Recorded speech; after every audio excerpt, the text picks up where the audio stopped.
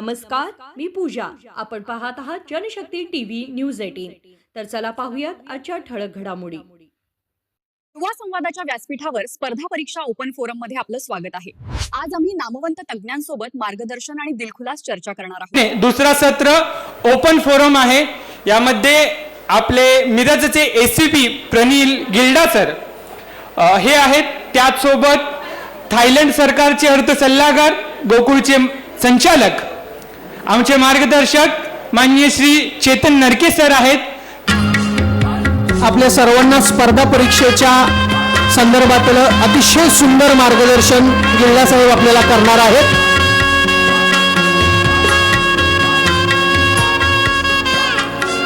यानंतर थायलंड सरकारच्या मंत्रालयाला वाणिज्य सल्लागार असणारे आपले भूमिपुत्र माननीय चेतन नरके साहेब यांना त्या ठिकाणी विनंती करतो की आपण सत्काराचा स्वीकार करायचा आहे.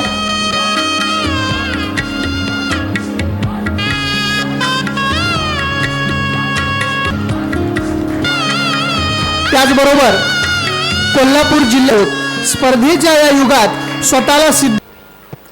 सर, आजकल एजुकेशन कितना इम्पोर्टेंट है ये हम पता ही है. तो कई सारे ऐसे लोग हैं जो बाहर कंट्री में भी सीखने के लिए जाना चाहते हैं. तो I want to ask you कि बाहर की कंट्री में एक एजुकेशन में और इंडियन कंट्री की एजुकेशन में क्या डिफरेंसेस है. इफ़ सो अगर हमारे बच्चों को हम बाहर की कंट्री में ही भेजना चाहते हैं तो which country is best for that. It's a very wide question, so I'll try to answer it the best I could. मला असं वाटतं की इथं शिकणं किंवा बाहेर शिकणं असा फरक मला वाटतं जास्त नाही आहे. कारण आपल्याकडं आता इंटरनेट एवढं फास्ट आहे की जे न्यूयॉर्कमध्ये लेक्चर्स होत आहेत, स्वित्झर्लंडमध्ये लेक्चर्स होत आहेत, ऑस्ट्रेलियामध्ये लेक्चर्स जे होत आहेत ते तुम्ही इथं बघू शकता. पण मला असं वाटतं की जर तुम्ही सिंगापूर किंवा सारख्या देशामध्ये गेला तर तुम्हाला सगळ्यामध्ये असणारं modern architecture, at the same time latest innovations in the technology format, banking sector, that is pretty well taught in Singapore. If you want to go for any management studies, you should go to the US because that based on the capitalism specific business orientation, then it is actually based on startups. That most of the billionaires are coming from the US side. त्यामुळे तुम्हाला कुठल्या फील्डमध्ये interest आहे तो पहिल्यांदा decide केल्यानंतर then we can decide about the country and the school. Right? First of all, you need to be sure. So it's not about being in India or being in Singapore or being in the US. But before you go to any country, first you figure out what is your liking. And then you figure out where you want to get the formal education and what are the job prospects after that. Because any education you're going to take two outcomes. One is basically you do the job or you become an entrepreneur. But any entrepreneur you have to become, before that you have to work somewhere to understand the every aspect of the business, right? So that's the part. आणि फरक दोघांच्यातला एवढंच आहे की आपल्याकडे जास्त करून मार्क्सला सरांनी सांगितल्याप्रमाणे महत्त्व दिलं जातं, तिथं प्रॅक्टिकल ॲप्लिकेशनला महत्त्व दिलं जातं. आपण बऱ्याच गोष्टी शिकतो, आर्किमिडीज लॉ शिकतो, लॉ ऑफ ग्रॅव्हिटी शिकतो, पण रियालिटीमध्ये आपण तेवढं करत त्याचा यूज किती करतो हे खूप कमी आहे.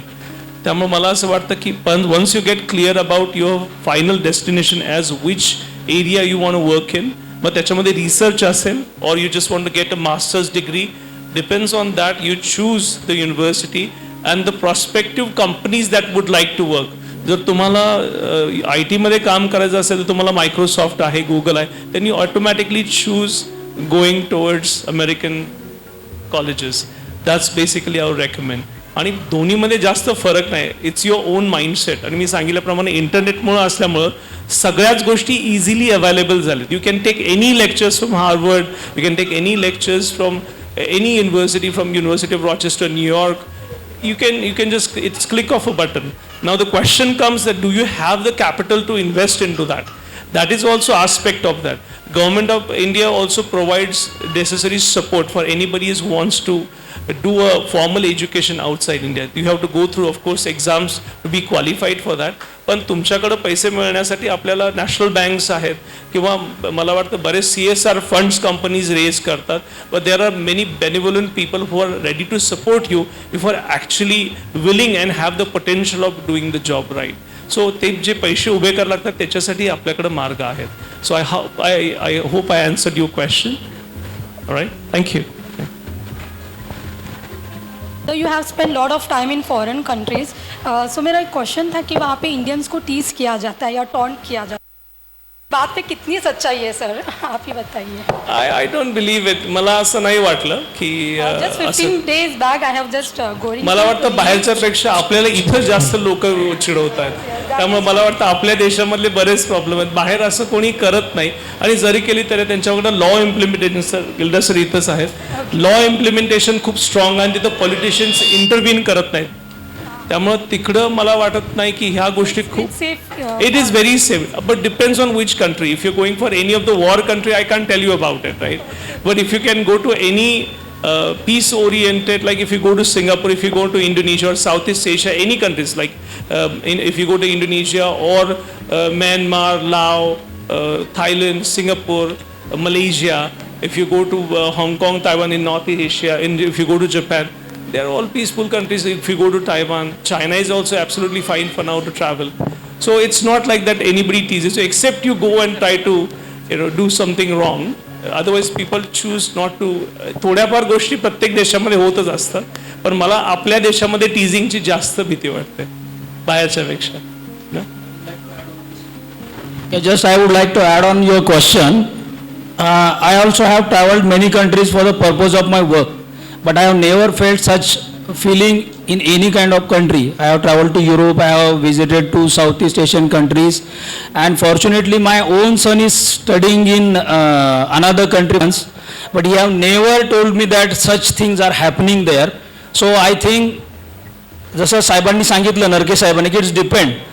आणि आपल्याला आपल्या देशात अशी सवय आहे की अशी कुठंतरी 100त एखादी गोष्ट घडलेली असती आणि त्याला आपण हायलाईट करून सगळीकडे पसरवतो, आणि मग ते विद्यार्थ्यांच्या किंवा ज्या नागरिकांना आपल्या मुलांना परदेशी पाठवण्याची इच्छा आहे शिक्षणासाठी, त्यांच्या मनामध्ये काहीतरी भीती निर्माण करण्याचं काम अशा पद्धतीने केलं जातं. त्यामुळं चेतन सरांनी सांगितल्यामुळं आपण कशावरती विश्वास ठेवायचा याचा अभ्यास आपण जास्त करायला पाहिजे. नमस्कार, माझा क्वेश्चन आहे ACPSC मधून द्यावी लागते व त्यात कोणकोणते टप्पे आहेत?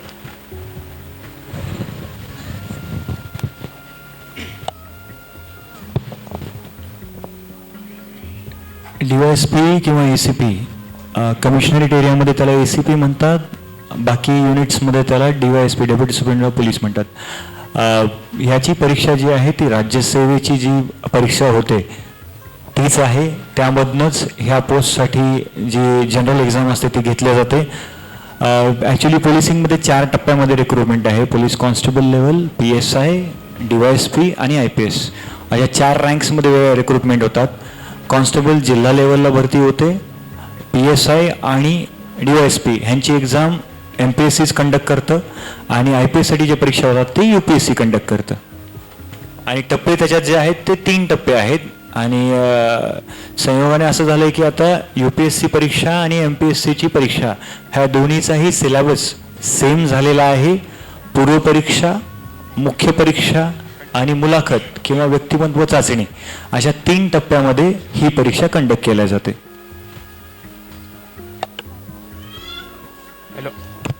नंबर पे कॉल करने के बाद पुलिस एक्चुअल एक्शन कितनी जल्दी मतलब लेती है. And the second question is that woman empowerment के लिए सिर्फ स्कीम्स इनफ नहीं है.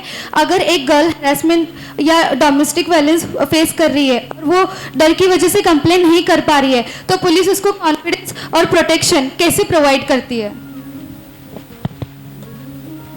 डायल 112 का आपने सवाल पूछा है, काफ़ी अच्छा सवाल है. इसी माध्यम से, इस सवाल के माध्यम से मेरा आप सभी से अनुरोध है कि डायल 112 इस नंबर पे आप किसी भी पुलिसिंग रिलेटेड कोई भी इशू अगर आपको लगे, इधर यू आर बीइंग विक्टिमाइज्ड और someone else is being victimised in front of you, या आप खुद के साथ आपके अगर कोई गलत काम हो रहा है या किसी के साथ आपके सामने अगर हो रहा है, तो आप 112 नंबर पे कॉल कर सकते हैं. महाराष्ट्र का एवरेज टाइम जो है वो काफ़ी कम हो रहा है. अभी सांगली डिस्ट्रिक्ट का मैं आपको बता सकता हूँ, सांगली डिस्ट्रिक्ट का एवरेज टाइम अराउंड 7 मिनट्स है. डायल 112 पे कॉल करने के बाद 7 से 8 मिनट के अंदर हमारा स्टाफ, वेल इक्विप्ड स्टाफ वहाँ पे पहुँच जाता है आपकी मदद के लिए. दूसरा सवाल आपने जो पूछा रिगार्डिंग वुमेन सेफ्टी, तो मैं आपको तात्विक तौर पे और प्रैक्टिकल तौर पे दोनों भी बताना चाहूँगा। जैसे कि आपको पता होगा कि जो मेजर क्रिमिनल लॉज है, इंडियन मेजर क्रिमिनल लॉज, वो ओवरहॉल हो चुके हैं। 1.5 साल पहले हम इंडियन पिनल कोड से आगे जाके अभी भारतीय न्याय संहिता की तरफ जा चुके हैं।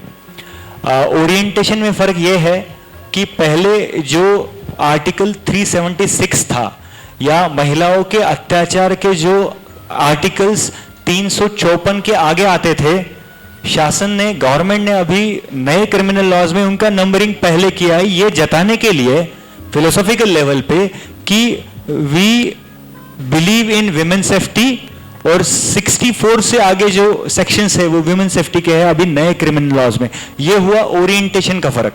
और दूसरा, हर पुलिस स्टेशन में महिला कक्ष है जहां पे महिला अमलदार होंगे या महिला ऑफिसर्स रहेंगी जो महिलाओं के प्रॉब्लम्स को अटेंड करने के लिए उपलब्ध है। हर एसपी ऑफिस में भरोसा सेल है जहां पे जो मैरिटल डिस्प्यूट्स है उस पर डिस्कशन करके, काउंसलिंग करके सॉल्व करने का प्रयास किया जाता है। उसके बाद वुमेन सेफ्टी के लिए, स्पेशली ईव टीजिंग रोकने के लिए, रोड रोमियो पे काम करने के लिए सभी यूनिट्स में निर्भया पथक या फिर दामिनी पथक कार्यरत है, जो सभी कॉलेजेस में, स्कूल्स में या फिर जो डार्क स्पॉट्स है वहाँ पे पेट्रोलिंग करके ये चीज़ें रोकने का काम करती है। उसके साथ ही पुलिस काका और पुलिस दीदी नाम का एक कॉन्सेप्ट है जिसमें हर स्कूल कॉलेज में एक हमारे स्टाफ का नंबर दिया गया होता है, जहां पे कोई भी ऐसा अगर प्रॉब्लम हो तो स्कूल या कॉलेज या फिर वहां के बच्चे डायरेक्टली उस बंदे को कॉल करके रिपोर्ट कर सकते हैं। ये हुआ सब फॉर्मल मैकेनिज्म। आपका जो था कि जो लोग कंप्लेंट करने आते ही नहीं उनके लिए क्या किया जा सकता है, उनके लिए ऐसे टाइप के सेमिनार में ऐसे टाइप के ऑफिसर आके ये बता सकते हैं, feel free to come to us. आपको आपके आस पड़ोस में कोई भी प्रॉब्लम रहे, women safety is a first priority. शासन से लेके प्रशासन तक सभी का फर्स्ट प्रायोरिटी ये है। और I believe there is no barking regarding such kind of offences. और कहीं पे भी अगर आपको नोटिस ऐसा हो तो there is a formal complaint mechanism जहां पे आप जाके बोल सकते की आम्ही पोलीस स्टेशनला आलो होतो मात्र आमची तक्रारच घेतली नाही, तुम्ही इमिजिएटली त्यांच्या डीवायएसपीला सांगू शकता, एसपी ऑफिसला सांगू शकता, आयजी ऑफिसला सांगू शकता आणि आय अश्युअर इट त्यावर 100% कारवाई होतेच।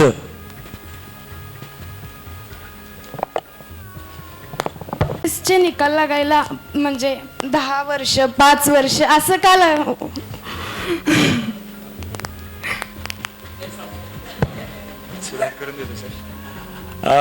मॅडम तुमचा जो प्रश्न आहे फॅक्च्युअल आहे, प्रॅक्टिकल आहे। यामध्ये फक्त असं आहे की काही गोष्टी ह्या पोलिसांचं काम काय आहे हे आपण एकदा समजून घ्या।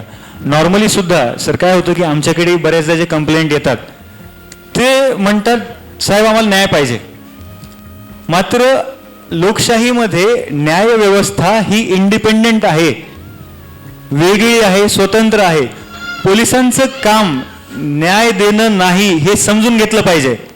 पोलिसांचं काम काय आहे, मेजर 2 हेड्स आहेत, एक आहे कायदा आणि सुव्यवस्था राखणं, अबाधित ठेवणं, दुसरं आहे क्राईम रिपोर्टिंग, डिटेक्शन, रिकव्हरी आणि झालेल्या गुन्ह्याच्या अनुषंगाने फिर्यादीने दिलेल्या वर्दी जबाबानुसार पुरावे तंत्रशुद्ध पद्धतीनं गोळा करणं, त्याची चार्जशीट जर होत असेल तर ती चांगली स्ट्रॉंग चार्जशीट तयार करणं, त्यामध्ये डॉक्युमेंटरी एव्हिडन्स असेल, ओरल एव्हिडन्स असेल, टेक्निकल एव्हिडन्स असेल, तो सगळा आमच्या ट्रेनिंगच्या, अभ्यासाच्या, अनुभवाच्या माध्यमातून गोळा करणं आणि पीडितेचं जे काही सांगणं असेल त्यानुसार किंवा वर्दी जबाबानुसार तपास करायचा, चार्जशीट त्याची चांगली तयार करायची आणि कोर्टासमोर ती चार्जशीट ठेवायची।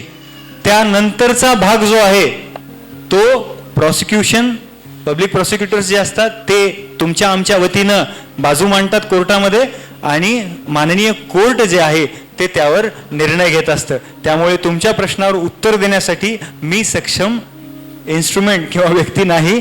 मला वाटेल सर, नरके सर आपणही सांगू शकता या बाबतीत।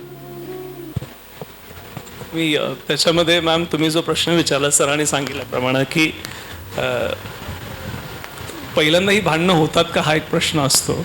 त्यामुळं जेवढा आपण सिव्हिलाइज सेन्स म्हणजे आपण स्कूल सिस्टम, मी फक्त थोडंसं थोडं डायव्हर्ट होते तुमच्या क्वेश्चनपासून, पण सिविक सेन्स असतो की बाबा पुढं कुठेतरी एखाद्या रेस्टॉरंटमध्ये निघालेलो आहे तर एखादी महिला आली असेल तर तिच्यासाठी पुरुषांनी दरवाजा उघडावा. आपण बसमधून ट्रॅव्हल करत असेल, एखादी गरोदर महिला असेल तर तिला बसण्यासाठी जागा आपण उठून द्यावी.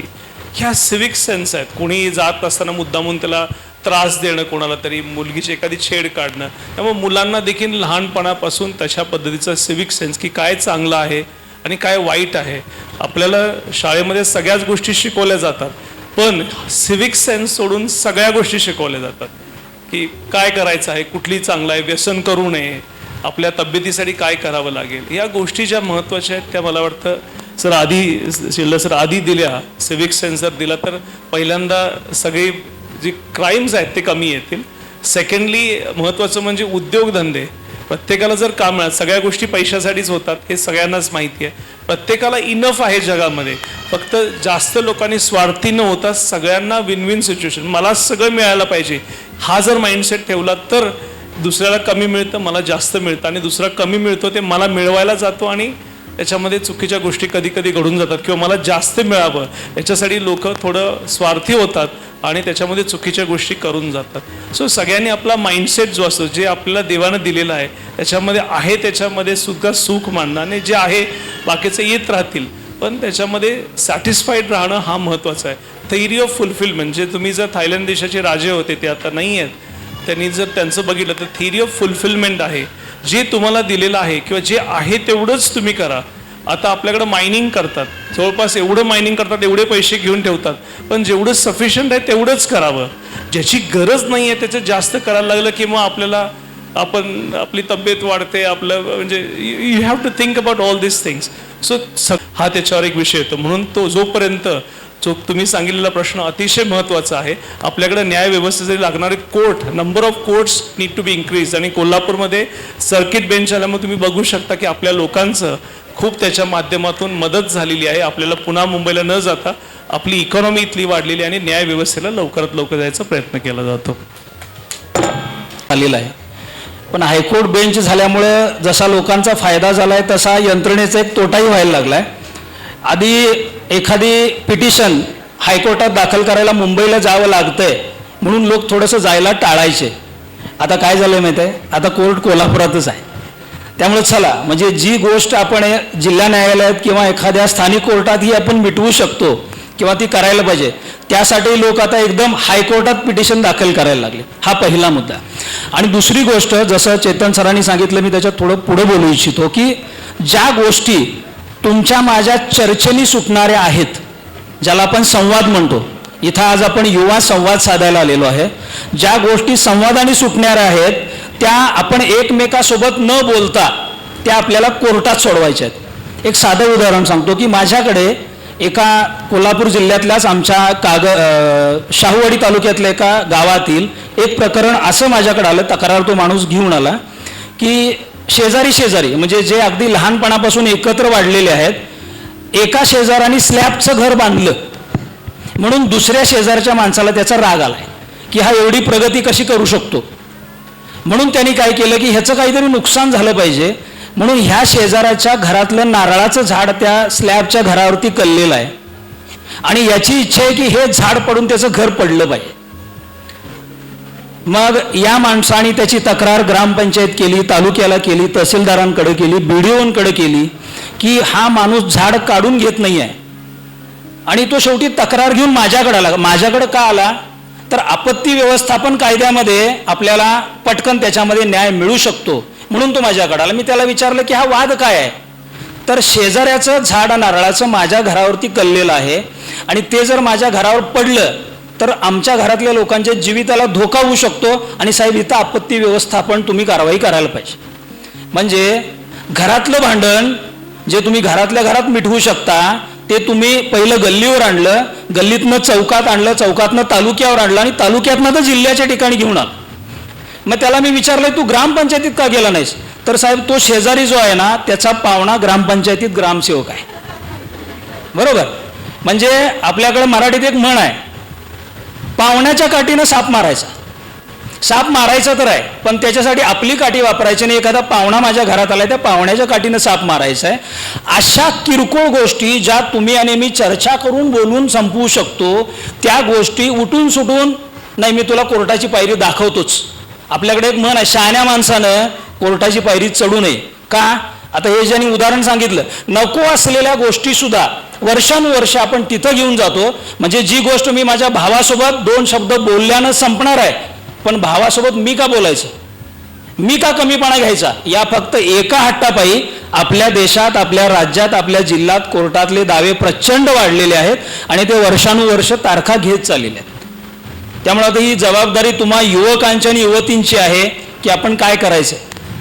म्हणजे आता आपण आज इथं काय करायला आलोय, म्हणजे बऱ्याचशा लोकांचा हा अजेंडा असणार आहे की मला एक सर्टिफिकेट मिळणार आहे, मला एजे फाउंडेशनने एक ID देणार आहे, एजे फाउंडेशननं सकाळी मला नाश्ता दिलाय आणि एजे फाउंडेशननं दुपारी छान स्वीट असलेलं जेवण ठेवलंय.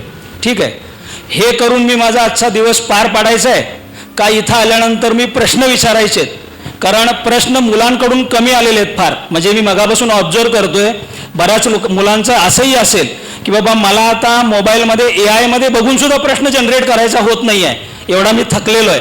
आणि आता जेवण करून आपण पुढचं सेशन अटेंड करायचं का परत जायचं. म्हणजे आपल्याला काय करायचं आहे, जसं यांनी मगाशी व्हाय सांगितलं गिल्डा सरांनी, जे व्हाय जोपर्यंत आपल्याला समजणार नाही तोपर्यंत आपल्या अडचणी देशातल्या संपणार नाही.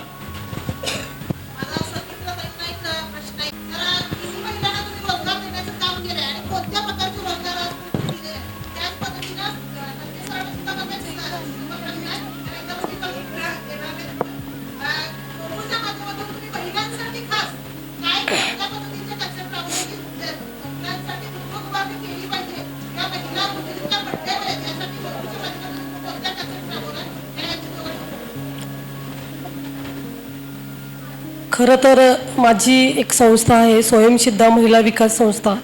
त्याच्या माध्यमातून मी महिला सबलीकरणाचं काम सातारा जिल्ह्यामध्ये नव्हे तर अख्ख्या महाराष्ट्रामध्ये आत्ता सुरू केलेलं आहे. तर माझं काम आहे की कौशल्य ट्रेनिंग देणं आणि स्वतःच्या पायावर महिलांना उभे करणं. आणि त्याच्या माध्यमातून आतापर्यंत संस्थेने जवळपास 20,000 महिलांना ट्रेनिंग दिलेलं आहे आणि त्याच्यामध्ये आपण 500 महिला स्वतःच्या पायावर उभे केलेल्या आहेत. महिलांचा प्रश्न काय असतो की आम्ही ट्रेनिंग घेतलं, आम्ही एखादं प्रॉडक्ट तयार केलं तर त्याला बाजारपेठ कुठून उपलब्ध होणार. तर आपण बाजारपेठ उपलब्ध करण्यासाठी सुद्धा आदरणीय सुप्रियातांच्या माध्यमातून 2 रिलायन्स मॉल घेतलेले आहेत, जिथे ज्या महिलांनी प्रॉडक्ट तयार केलं आणि तिथं आम्ही फ्रीमध्ये त्यांना विक्रीसाठी ठेवलं, जेणेकरून त्यांचं महिन्याला उत्पन्न म्हणजे ते खप होईल 1 ते 1.5 लाखाचा खप तिथं होतो आणि त्या महिलांना आर्थिक चांगलं पाठबळ मिळतं कुटुंबाला. तसंच माझ्या संस्थेमध्ये सुद्धा आता 25 ते 30 महिला काम करतात. त्यांचं कुटुंब आज आपल्या संस्थेच्या जीवावर आहे. तर मी पुढच्या सेशनमध्ये मी सरांना म्हटलं ना की स्पर्धा परीक्षे हा माझा काही पार्ट नाही आहे, माझा पार्ट आहे महिला सबलीकरण. आणि मी बोलणार आहे ती माझी स्वतःची एक जे मी वयाच्या 18व्या वर्षापासून केलं आहे ती माझी स्वतःची एक व्यथा आहे, ती मी मुलींसमोर मांडणार आहे. तर मला पुढचं सेशनसाठी बोलायला वेळ द्या.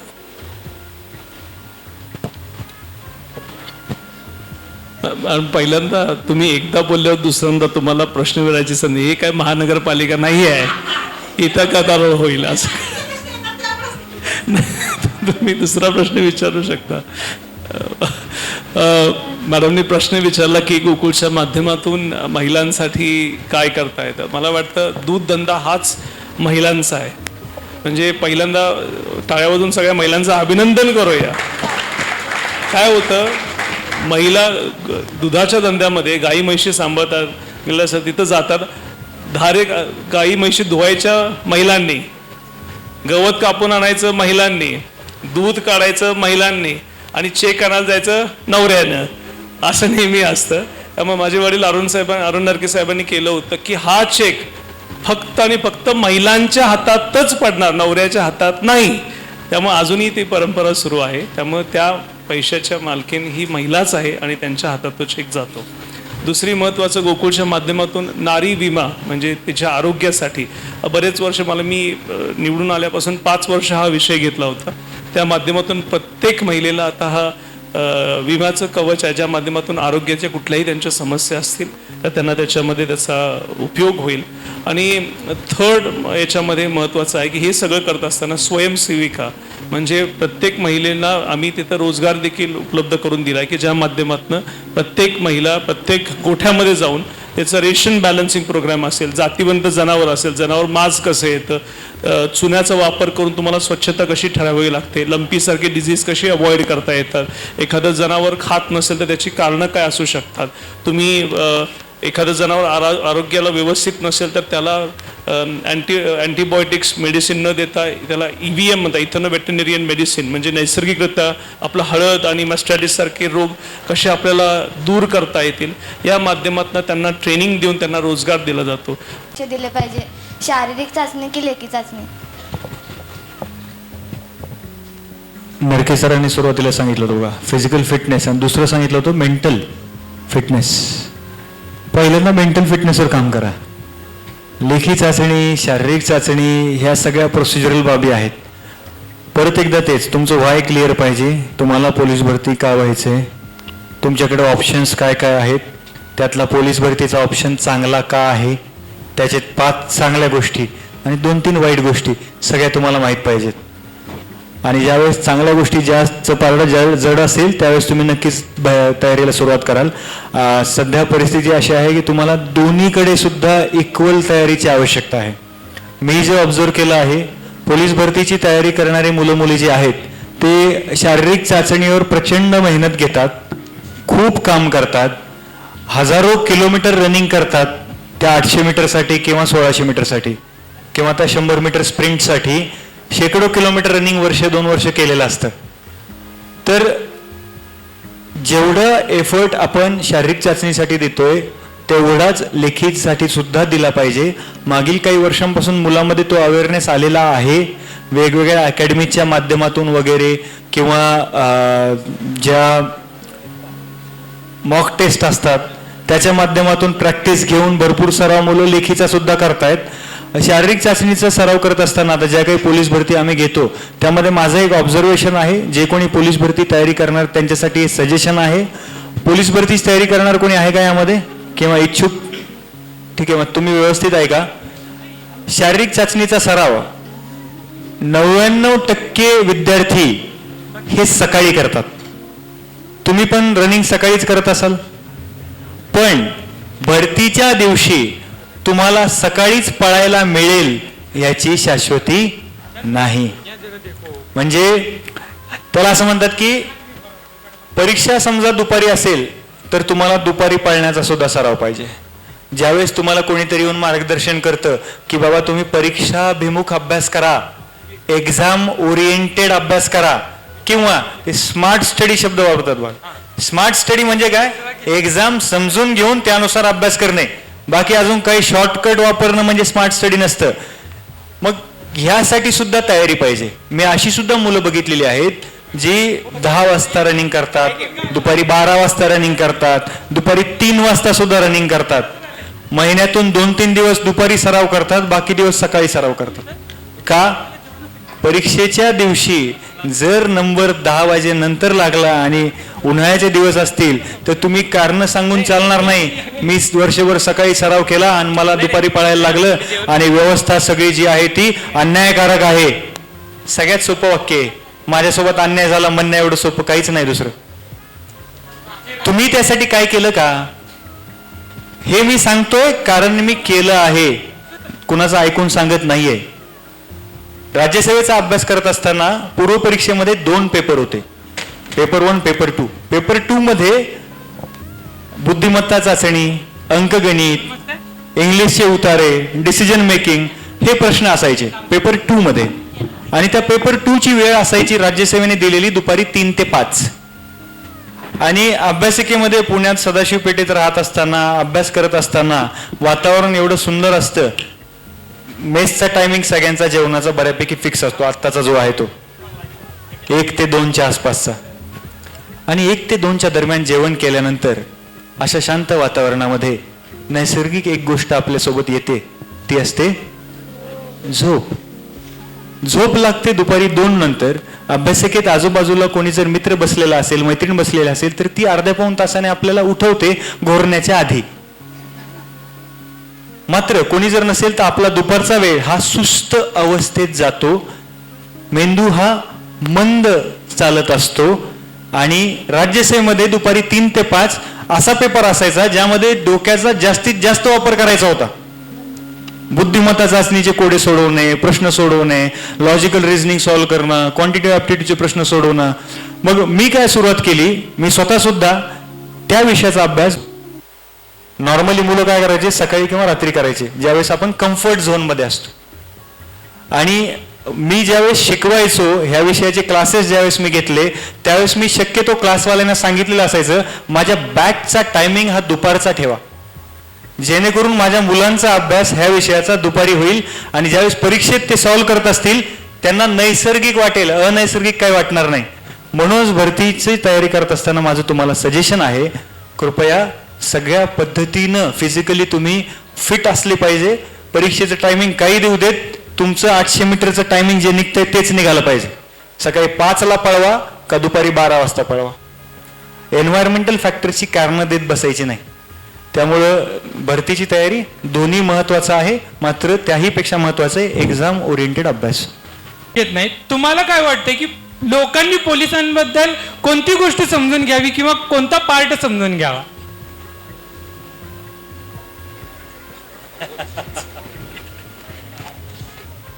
लोकांमधनच 5 गोष्टी येऊ देत आमच्या विषयाच्या काय समजून घ्यायच्या ते. तुमच्यापैकी सांगा, तुम्हाला आमच्याविषयी काय समजून घ्यावं वाटतं?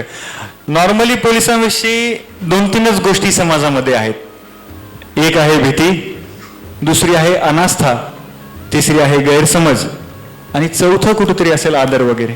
हे 4 नंबरला ठेवतोय मी ते. तर ठीक आहे, ज्यावेळेस मी खात्यात नव्हतो त्यावेळेस माझ्या मनात सुद्धा कदाचित ह्या गोष्टी असतील. इकडे आल्यानंतर कळतंय त्या रेषेच्या ह्या बाजूला येऊन की बेसिकली मला असं वाटतं की लोकांनी पोलिसांना एलियन म्हणून बघू नये, की हा एक युनिफॉर्म घालून आलो म्हणजे आम्ही काहीतरी अजब आहोत, दुसऱ्या कुठल्या तरी ग्रहावरचे आहोत, असं नाहीये. एक माणूस म्हणून जरी बघितलं वर्दीतल्या माणसाकडे तर सफिशियंट आहे. ज्यावेळेस चौकामध्ये आमचा ट्रॅफिकवाला अंमलदार, बेसिक एक्झाम्पल जे सगळ्यांनी बघितलेलं आहे, गैरसमज अनुभव जे काय असतील ते प्लीज काही वेळ बाजूला ठेवा. मात्र आता मी स्वतः करून बघितलंय, ठीक आहे, एक अधिकारी लेवलला आम्हाला त्या ड्युटीज करायला लागत नाहीत, मात्र अंमलदार म्हणून जे कर्तव्य ते बजावत असतात, AC गाडीमध्ये AC ऑफिसमध्ये बसून लोकांना सूचना देणं हे फार सोपं काम आहे. ॲक्च्युली चौकामध्ये 8 तास 10 तास ऊन धूळ प्रदूषण आणि लोकांचे सगळे खराब विचार ह्या सगळ्यांना सामोरं जात ड्युटी करणं हे फार कठीण काम आहे. ट्रॅफिकचा एक सिंपल अनुभव सांगतो साहेब मी. आमचा अंमलदार ट्रॅफिकचा ज्यावेळेस एखादी गाडी थांबवतो, गाडी कुठलीही असो, गाडी मालक हा कुठल्याही व्यवसायातला असो, रिॲक्शन्स बऱ्यापैकी सेम आहेत. पहिलं, मलाच का थांबवलं, तो तर बाजूचा गेलाय, नंबर 1 रिॲक्शन. आणि गाडी मर्सिडीज असू दे का अल्टो असू दे, ह्या रिॲक्शन सेम आहेत. दुसरं, माणूस शिक्षक असू देत, वकील असू देत, डॉक्टर असू देत, सीट बेल्ट लावलेलं नसेल आणि थांबवलं, साहेब कोण सीट बेल्ट लावतोय? अरे ते आमच्यासाठी थोडीच सांगतोय आम्ही, नॅशनल क्राईम रेकॉर्ड्स ब्युरोचा डेटा सांगतोय की जेवढ्या लोकांचे जीव हे मर्डरमध्ये किंवा इतर आत्मघातामध्ये गमावतो आपण, त्यापेक्षा जास्त अपघातामध्ये गमावतो. आणि त्यातही 4 चाकींच्या अपघातामध्ये जो जीव जातो त्यात मेजर कारण आहे सीट बेल्टचा वापर न करणे, ओव्हर स्पीडिंग, मोबाईल टॉकिंग, हे सप्लिमेंटरी रिझन्स आहेत. बरोबर, सरांनी सांगितलेला डेटा अगदी योग्य आहे. 1.5 लाखापेक्षाही जास्त जीव आपण रस्त्यावर गमावतोय हकनाक. आणि ही लोक कुठल्या भांडणातली नाहीत, ही लोक रेकॉर्डवरची गुन्हेगार नाहीत. डेमोग्राफिक डिव्हिडंड आपण जो म्हणतोय तो आपण गमावतोय रस्त्यावर. आणि कारण काय?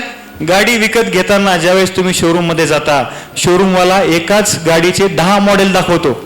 हे मॉडेल हे, त्याच्यापेक्षा Z+, हे Z++, ह्याच्यात काय 8 एअरबॅग आहेत, ह्याच्यात 6च आहेत. 8 एअरबॅग घ्या, सगळे सेफ राहतील. अरे त्यासाठी सीट बेल्ट लावायला लागतोय, तीच सवय नाही आम्हाला. 8 एअरबॅग काय खिशात घालायच्यात? मग ज्यावेळेस आमची लोक तुम्हाला सांगतात अरे बा तुम्ही सीट बेल्ट लावलेलं नाही, त्यासाठी शासनाने दिलेल्या नियमानुसार एवढ्या वेळा गोष्टीचं चलन तुमच्यावर करावं लागणार आहे, ही रक्कम तुम्हाला भरावी लागणार आहे. ही काय आहे? ही तुम्हाला एक शिक्षा आहे ज्यातून तुम्ही समज घ्यावी आणि पुढच्या वेळेस ही चूक करू नये. हेल्मेटचा वापर, दुचाकी वापरणारे सगळेजण इथेही आलेले बघा, आता जेवढे टू व्हीलर बाहेर आल्यात किती लोकांनी हेल्मेट वापरलंय. अरे दुचाकीमध्ये सगळ्यात जास्त अपघातामध्ये जे जीव गमावतोय, कित्येक वेळा आम्ही ऍक्सिडेंटल स्पॉटला ज्यावेळेस व्हिजिट करतो, एक अधिकारी म्हणून आम्ही पंचनामे वगैरे गोष्टी असतील त्या सगळ्या बघतोय, व्यक्ती म्हणून फार वाईट वाटतं की एक फॅमिली उद्ध्वस्त झाली. आणि कारण काय? हेल्मेट वापरलं नव्हतं. कित्येकदा जाणवतं जर हेल्मेट असतं तर जीव वाचला असता. वाईट वाटतं, हळहळ वाटते. पण ह्याला सोल्युशन काय? ठीक आहे, तुमच्या प्रश्नावर येतो. तुम्हाला आमच्याविषयी काय वाटलं पाहिजे? एक व्यक्ती म्हणून तुमच्यातीलच कोणीतरी एखादी परीक्षा देऊन किंवा भरती देऊन इकडे आलाय, एवढं फक्त समजून घ्या, इनफ आहे. फार काही त्यांच्यासाठी जाऊन करावं तुम्ही असं काही नाही. मात्र ती एक समज जरी मनात असेल तरीही सफिशियंट आहे आमच्यासाठी. माझा क्वेश्चन DCP सरांसाठी. काही जण असे असतात की त्यांच्यात टॅलेंट असते पण त्यांची हाईट कमी असते. IAS होण्यासाठी हाईट इम्पॉर्टंट आहे.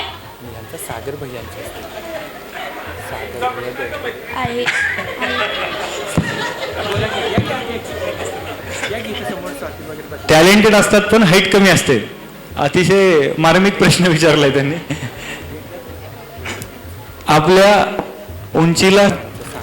आपल्या उंचीला साजेसं ध्येय बघा, आणि त्यामध्ये असं कुठे लिहिलेलं नाही की प्रत्येकाने युनिफॉर्म सर्व्हिसमध्ये यावं. प्रत्येक सर्व्हिससाठीचे काही एलिजिबिलिटी क्रायटेरिया असतात. त्या निकषामध्ये आपण जर बसत असू, आपण जर पात्र असू तर त्या सेवेसाठी आपण कॉम्पीट करावं, अदरवाईज आपण तिथे कॉम्पीट करू नये. स्पोर्ट्समध्ये पण आहे. बास्केटबॉलसाठी बघा तुम्ही, बेसिक क्रायटेरिया आहे. जे NBA जे स्टार प्लेयर्स आहेत मोस्टली सगळे 6 फीट अँड अबवच असतात. प्रत्येक गोष्टीमध्ये असे काही निकष असतात. काही गोष्टीसाठी आपण आईवडिलांना कृतज्ञ असतो, काही गोष्टीसाठी आपण दोष पण द्यायला हरकत नाही. धन्यवाद. ते देव देणगी आहे, त्याच्यात आपण काय करू शकत नाहीये. त्यामुळं तुम्ही प्राईम मिनिस्टरची पोस्ट आता ओपन होईल. आता मला वाटतं नरेंद्र मोदी साहेबांचं आता होईल का असं, तिथं उंचीचा क्रायटेरिया नाही, तुम्ही प्राईम मिनिस्टर पण होऊ शकता, असं काही विषय नाहीये. सगळे सॅल्यूट मारतील तुम्हाला, काय इश्यू नाहीये. IAS बनवू शकता, काही होऊ शकता तुम्ही. हा IAS साठी चालतं, काही नाहीये प्रॉब्लेम. चला घ्या प्रश्न. तिथं फक्त बुद्धीची उंची माचली जाते, आपली फिजिकल नाही. No issues. Perfect, good. शेवटचा मला वाटतं हा प्रश्न असेल, कारण याच्यानंतर एक सेशन आहे आणि त्याच्यानंतर एक सेशन आहे. सो त्या ताईला विचारू द्या ना अगोदर. हा, आता जागा झाला तू दादा. बोला. सॉंग गेलं आणि येड्याला हसू आलं.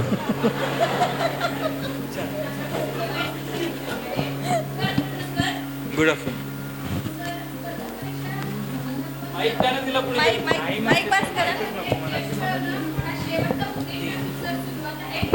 माईक घ्या तुम्ही, माईक घ्या.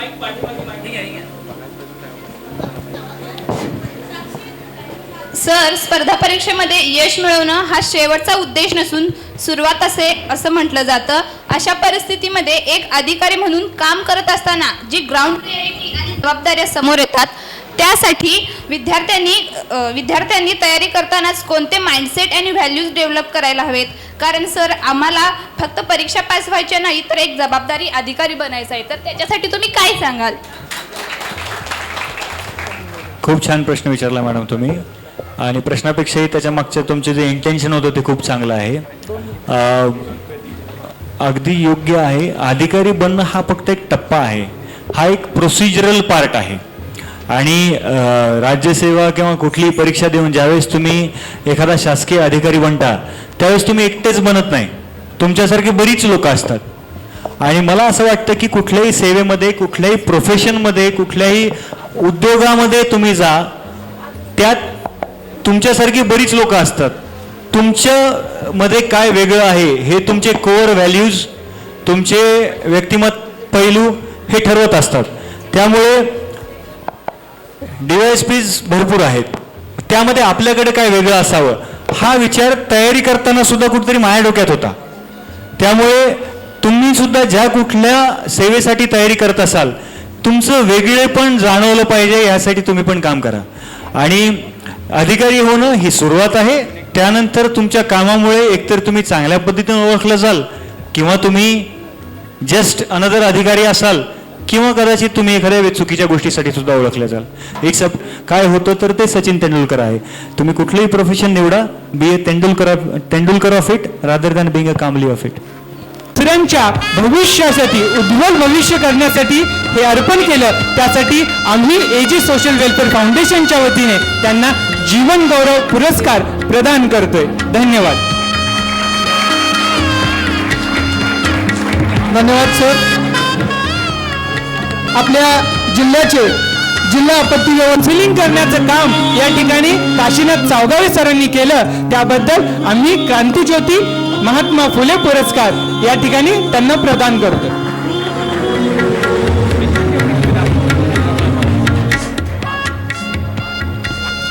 यानंतर उचगाव ग्रामपंचायती उपसभापती म्हणून काम करतात. आजपर्यंत त्यांनी जॉईन करतात असे हे आमचे मित्र विनायक. ताज्या घडामोडींचे वेगवान अपडेट्स मिळवण्यासाठी जनशक्ती TV न्यूज 18 ला आता सबस्क्राईब करा आणि रहा एक पाऊल पुढे.